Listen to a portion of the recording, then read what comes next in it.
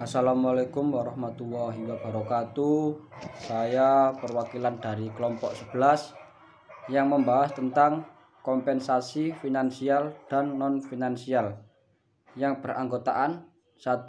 Iko Ade Pradana dengan NIM 1961111, yang kedua dengan Ahmad Ivan Amirullah dengan NIM 1961070, yang ketiga dengan M. Izak Fernando dengan NIM 1961109, yang keempat dengan M. Izudin Taufik dengan NIM 1961369.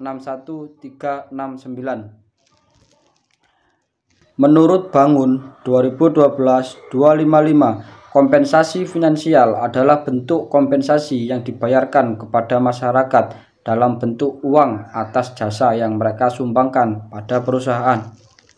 Kompensasi terbagi dua, yaitu 1. Kompensasi langsung, terdiri dari upah, bonus, dan insentif. 2. Kompensasi tidak langsung, terdiri dari program asuransi, bayaran di luar jam kerja seperti cuti dan hari libur, dan pemberian fasilitas kendaraan, ruang kantor, dan tempat parkir. Selanjutnya, pengertian kompensasi non finansial menurut Shimamura 2006 ayat 444. Kompensasi non finansial terdiri atas kepuasan yang diperoleh seseorang dari pekerjaan itu sendiri atau dari lingkungan psikologis dan atau fisik di mana orang itu bekerja. Menurut Rifai 2004 ayat 360, kompensasi non finansial merupakan bentuk kompensasi yang diberikan kepada karyawan selain dalam bentuk uang.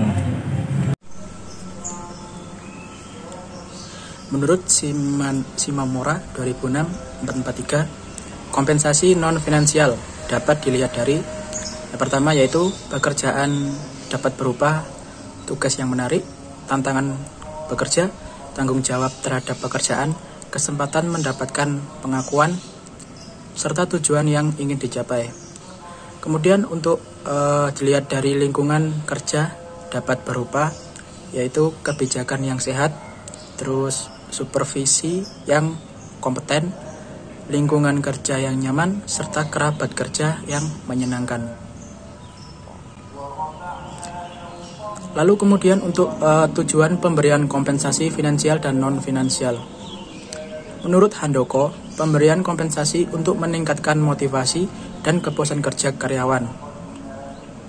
Handoko 2003 P155 menyatakan bahwa adanya kompensasi yang memadai dapat membuat karyawan termotivasi untuk bekerja dengan baik, mencapai prestasi seperti yang diharapkan perusahaan, dan dapat meningkatkan tingkat kepuasan karyawan. Saya akan melanjutkan slide nomor 7. Handoko membagi tujuan pemberian kompensasi menjadi 6 tujuan. Yang pertama, mendapatkan karyawan yang kompeten. Yang kedua, qualified dan menjaga loyalitas karyawan yang dimiliki. Yang ketiga, mengontrol biaya. Yang keempat, menegakkan keadilan. Yang kelima, menjalankan peraturan pemerintah. Dan yang terakhir adalah menghargai tingkah laku dan kebiasaan yang dikehendaki perusahaan. Kemudian yang slide 8, hubungan antara kompensasi finansial dan non-finansial terhadap kinerja karyawan.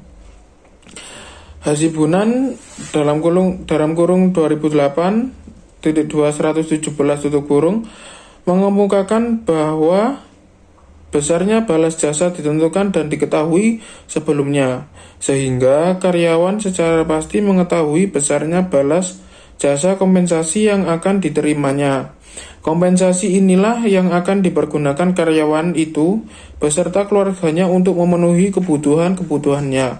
Besarnya kompensasi yang diterima karyawan mencerminkan status, pengakuan, dan tingkat pemenuhan kebutuhan yang dinikmati oleh karyawan bersama keluarganya.